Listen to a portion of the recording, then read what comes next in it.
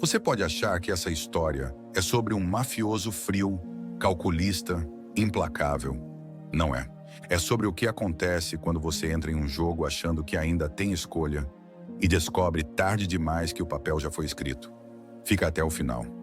Porque essa não é uma análise sobre crime. É sobre o momento em que você percebe que já não é mais quem entrou na sala.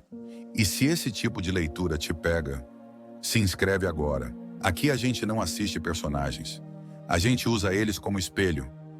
Michael Corleone começa diferente. Ele não quer poder, não quer respeito, não quer comando. Ele quer distância. Enquanto todos ao redor orbitam o sobrenome Corleone, Michael insiste em algo raro naquele universo: normalidade.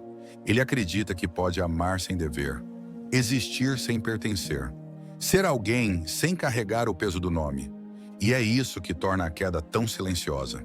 Porque ninguém força Michael a entrar. Ele entra porque acredita que é temporário. E quase toda a tragédia real começa exatamente assim. Michael não vira quem ele vira por ambição. Ele vira por necessidade. Quando o pai cai, quando o caos se instala, quando o sistema ameaça ruir, alguém precisa decidir. E decidir nesses momentos não é heroísmo. É assumir um custo que ninguém mais quer pagar. Michael aprende rápido uma regra cruel: quem hesita, perde tudo. Então ele aprende a não hesitar. E aqui acontece algo que o filme nunca explica diretamente. Mas todo mundo sente. A cada decisão difícil, algo dentro dele se organiza. E algo se apaga. Não é que ele fique mais forte. Ele fica mais funcional. E isso é perigoso. Porque funcionalidade sem afeto parece maturidade. Mas é anestesia.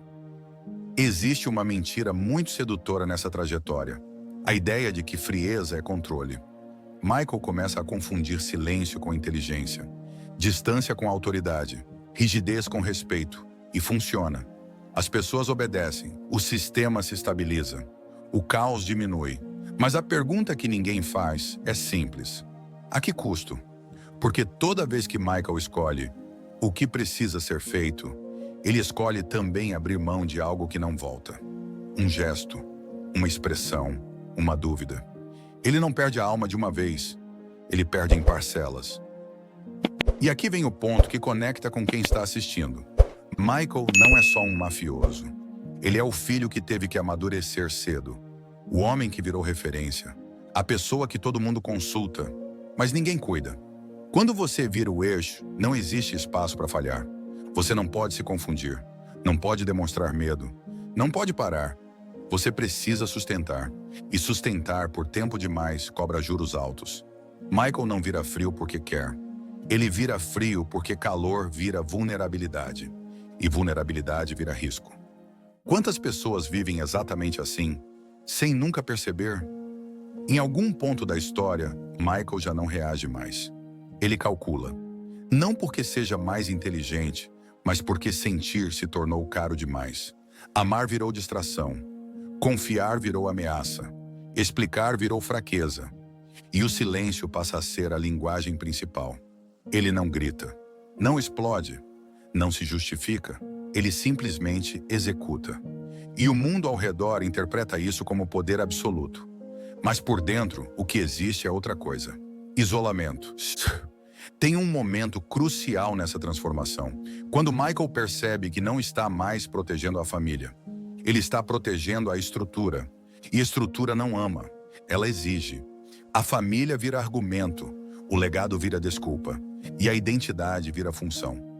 Michael Corleone deixa de ser alguém, ele passa a ser algo, e quando isso acontece, voltar já não é uma opção simples. Talvez a parte mais dura dessa história não seja o que Michael faz com os outros.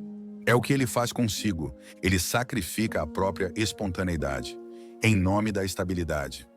Ele troca vínculo por controle, troca presença por previsibilidade, e no fim vence, mas vence sozinho. E é aí que O Poderoso Chefão deixa de ser um filme sobre máfia, e vira um estudo brutal sobre escolhas irreversíveis, sobre o preço de dar conta. Sobre o que acontece quando você se torna necessário demais para poder ser humano. Se você já sentiu que precisava ser forte o tempo inteiro, Se já percebeu que parou de sentir para continuar funcionando, essa história não é estranha. Ela só é honesta demais. Michael Corleone não é um aviso sobre crime. É um aviso sobre identidade. Sobre o ponto em que você percebe que construiu algo sólido demais para caber quem você era antes. Se você quer continuar explorando personagens desse jeito, sem romantizar, sem moral rasa, sem autoajuda disfarçada, se inscreve no canal.